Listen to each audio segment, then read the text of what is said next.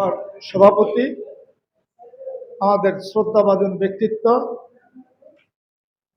বীর মুক্তিযোদ্ধা আব্দুল হাই সাহেব, উপস্থিত আমাদের গর্বের ধন, যিনি আমাদের নেতৃত্ব দিচ্ছেন ঘনিষ্ঠভাবে, জেলা আওয়ামী লীগের সাধারণ সম্পাদক, আমাদের অত্যন্ত প্রিয়ভাজন বাদল সাহেব, উপস্থিত নেতৃবৃন্দ, উপস্থিত আপনারা।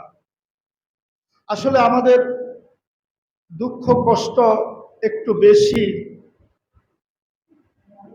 যার জন্য কথা বলতে গেলে হয়তো আমরা আবেগে চলে যাই।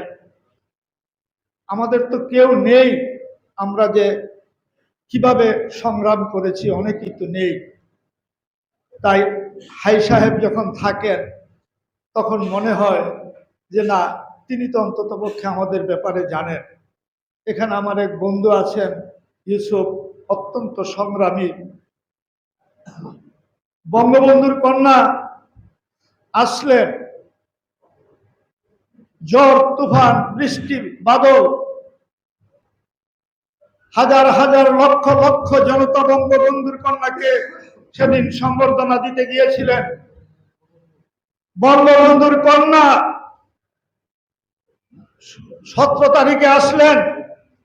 বিবিসির তখন একটা প্রতিবেদন ছিল, 16 তারিখে শাহ আজিজুর রহমানের নেতৃত্বে একটি মন্ত্রী পরিষদের বৈঠক বসেছিল।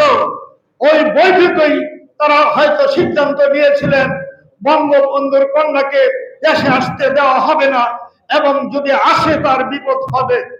কিন্তু এটা বঙ্গবন্ধুর কন্যা, তিনি সমস্ত কিছুকে জলাঞ্জলি দিয়ে, ভয় ভীতিকে জলাঞ্জলি দিয়ে তিনি তো বলেছেন, আমার বাবাকে মেরেছে, আমার 3টি ভাই ছিল মেরেছে, আমার ছোট্ট ভাই রাসেলকে মেরেছে, আমার জীবনের আর কি দাম আছে, সুতরাং কাকে ভয় দেখাও।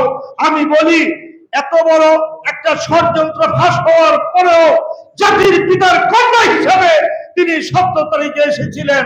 তিনি 17 তারিখে আসার সাহস করেছিলেন, সেটা জাতির পিতার কন্যা হিসাবে তিনি আসলেন। দুঃখ হয়, আমরা মুসলমান। নেত্রী গেলেন তার পিতার বাড়িতে, তার নিজের বাড়িতে।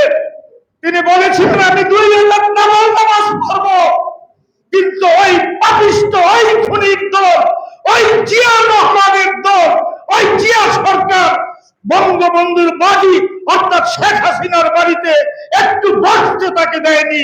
কত বড় পাপিষ্ট ছিল সেই জিয়াউর রহমান, সেই খুনি জিয়াউর রহমান।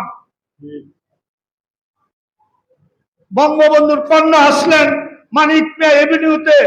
তিনি বললেন আমি তো সবই হারিয়েছি, কিন্তু আপনারা আছেন, আপনাদের নেতৃত্বে বঙ্গবন্ধু যেই স্বপ্ন দেখতেন সোনার বাংলাদেশ গড়ে তুলবেন, আমি আপনাদের মাধ্যমে, আমার নেতৃত্বে আমি চাই সেই সোনার বাংলা গড়ে তুলতে।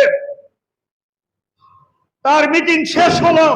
দুঃখ ভারাক্রান্ত হৃদয়ে বলছি, আমাদের একটি বিশাল বড় মিছিল গিয়েছিল ফতুল্লা থেকে।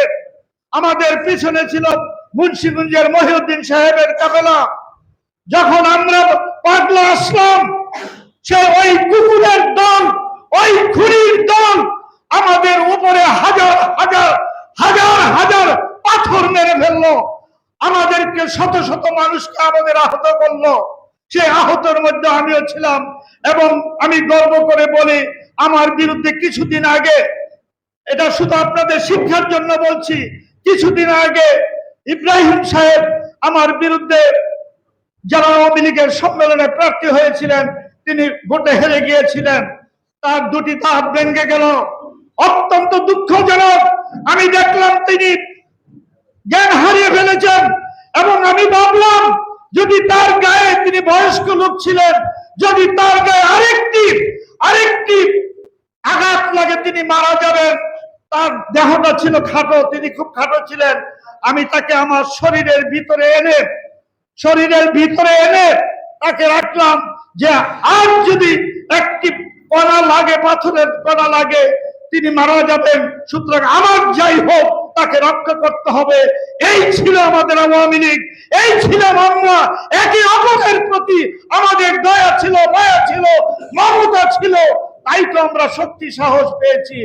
আসলাম আমরা হাসপাতালে, সে হাসপাতালেও গুলি করলো, আমাদেরকে চিকিৎসা নিতে দিল না। ফতুল্লার মেহেদি ডাক্তার ছিল, সেই মেহেদি ডাক্তারের বাসায় আমরা তাকে নিয়ে আসলাম। অনেক লোককে তিনি চিকিৎসা দিলেন। খুব কষ্ট লাগে, দুঃখ লাগে। এত বড় জালেমদের মাধ্যমে থেকেও আমাদের নেত্রী বাংলাদেশকে আজ কোথায় নিয়ে গিয়েছে, সেই হিসাবে বলি আমাদের যত সংগ্রাম, আমাদের যত রক্ত জড়ানো হয়েছে, আমরা সফল হয়েছি। এখন আপনারা আছেন, আপনারা বাংলাদেশকে গড়ে তুলবেন। আপনাদের নেত্রী আছেন, আমাদের নেত্রী আছেন, তিনি স্মার্ট বাংলাদেশ অবশ্যই গড়ে তুলবেন 2041 সালের আগে। সুতরাং আপনারা প্রস্তুত থাকুন। জয় বাংলা, জয় বঙ্গবন্ধু।